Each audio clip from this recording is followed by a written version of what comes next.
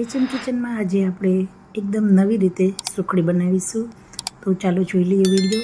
તો તેની માટે સામગ્રીમાં આપણે 1 વાટકી ઘી, 1 વાટકી રાજગરાનો લોટ, 1 વાટકી કાજુ બદામ, 1 વાટકી શેકેલા સિંગદાણા અને 1 વાટકી ખજૂર અને તેની સાથે 1 વાટકી ગોળ લેવાનો છે. તો એક કઢાઈની અંદર મેં ઘી એડ કર્યું છે અને ઘી મેં અહીં અડધું જ એડ કર્યું છે અને તેની અંદર 1 વાટકો રાજગરાનો લોટ એડ કર્યો છે. આપણો લોટ જે રીતે શેકાતો જાય તે રીતે આપણે 1 ચમચી ઘી એડ કરતું જવાનું અને લોટને એકદમ ધીમા ગેસે શેકતું જવાનું છે. રાજગરાનો લોટ એટલા માટે લીધો છે કે આપણે અત્યારે ફરાળી સુખડી બનાવીએ છીએ, જેથી રાજગરાનો લોટ લીધેલ છે. આ રીતે તમે લોટને આ રીતે ચમચાની મદદથી સરસ ચલાવતા શેકતા જવાનું છે અને લોટ શેકાઈ જાય એટલે એકદમ ફ્લફી અને લાઇટ થઈ જશે. તો આ રીતે તેનો કલર પણ ચેન્જ થઈ ગયો. તો આ આપણો લોટ શેકાઈ ગયો છે. હજી આપણે થોડું ઘી એડ કરીશું, 1 થી 2 ચમચી. એકદમ આપણું મિશ્રણ લિક્વિડ રહે તે રીતે ઘી એડ કરવાનું છે. જે ડ્રાયફ્રૂટ લીધા હતા તેનો મેં પાવડર કરી અને તેને એડ કરી દીધા છે. તેને 1 મિનિટ ગેસ ઉપર રહેવા દેવાનું છે અને તે શેકાઈ જાય ત્યારબાદ ગેસ બંધ કરી અને કઢાઈને નીચે આપણે ઉતારી લઈશું. ત્યારબાદ તેની અંદર જે શેકેલી સિંગ હતી તેનો પાવડર કરી અને તેને પણ આ મિશ્રણમાં મિક્સ કરી દેવાનું છે. તો આ રીતે શેકેલી સિંગનો પાવડર એડ કરી દઈએ અને બધા જ મિશ્રણને એકદમ સરસ એક સરખું મિક્સ કરી દઈએ. અહીં ખાસ મિત્રો ધ્યાન રાખવું કે મેં આ પ્રોસેસ દરમિયાન કઢાઈને નીચે રાખી છે, ગેસ ચાલુ નથી.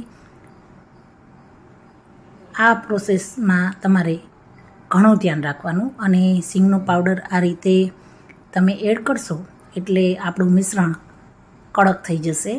તો ફરી તેને આ રીતે એકદમ સરસ ચમચાની મદદથી એક સરખું મિક્સ કરી લીધા બાદ ફરી એક વાસણમાં થોડું આપણે ઘી મૂકીશું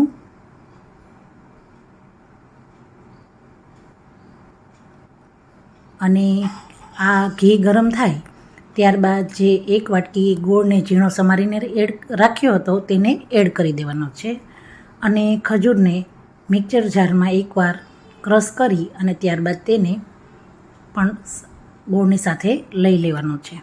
હવે ઘી ગરમ થઈ જાય ત્યારબાદ ગેસ બંધ કરી અને ગોળ અને ખજૂરને એકદમ સરસ મિક્સ કરી લેવાના છે. અહીં પણ ઘી ગરમ જ કરવાનું છે, આપણે કોઈ પાયો લેવાનો નથી.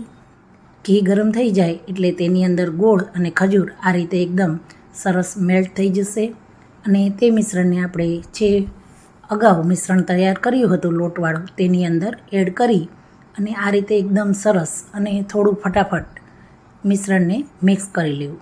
હવે મિશ્રણ મિક્સ થઈ ગયું ત્યારબાદ તેને કોઈ એક કન્ટેનર અથવા તો થાળીની અંદર ગ્રીસ કરી અને આ રીતે બધા જ મિશ્રણને લઈ લેવાનું અને આ રીતે ચમચીની મદદથી એકદમ સરસ સ્પ્રેડ કરી અને તેની ઉપર ડ્રાયફ્રૂટના પીસ મેં કરીને રાખ્યા છે તે આપણે સ્પ્રિંકલ કરી દઈશું.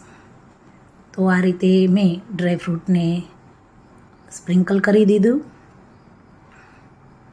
હવે આને કલાકથી 2 કલાક માટે આપણે ઠરવા દઈશું. ત્યારબાદ તેના આ રીતે કટ કરી લઈએ અને જે પીસ આપણે જે શેપમાં જોતા હોય તેવા શેપમાં આપણે લઈ લેવાના છે. તો મિત્રો એકદમ સરળતાથી આ ફરાળી સુખડી અને એકદમ નવા જ આઈડિયા સાથે તમારી સાથે મેં શેર કરી. તો તમને આ આઈડિયા કેવો લાગ્યો તે તમે મને કોમેન્ટ કરવાનું જરાક પણ ના ભૂલશો. મારી ચેનલને લાઈક કરો, શેર કરો અને સબસ્ક્રાઈબ કરો. નવા આઈડિયા સાથે ફરી મળીશું. Thank you.